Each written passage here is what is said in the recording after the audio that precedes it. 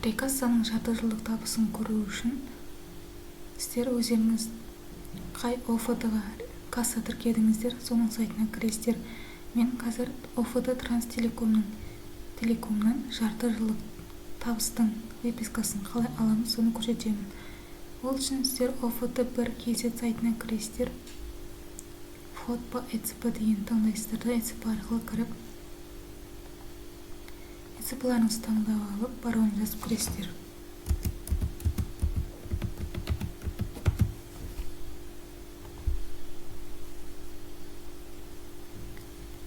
Осылай главный бет ашылғаннан кейін сол жақта касса деген жерді басасыздар да зарегистрированные ВКГД дегенді таңдайсыздар.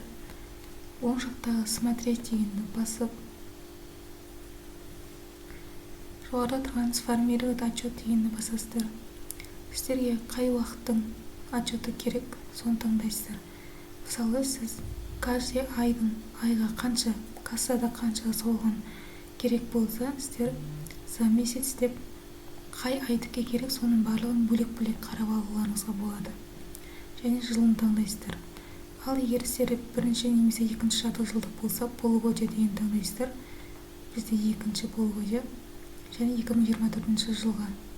2025 жылда біз 2024 жылдың екінші жарты жылдығы үшін тапсырамыз. Сол үшін екінші полугодие 2024 таңдап, сформировать отчет дегенді басамын.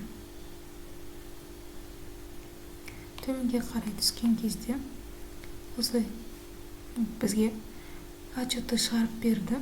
Скачать дегенді басып, жүктеп аламын.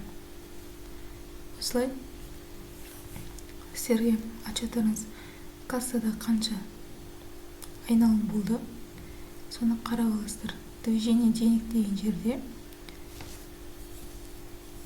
наличный деген сумманы қарайсыздар.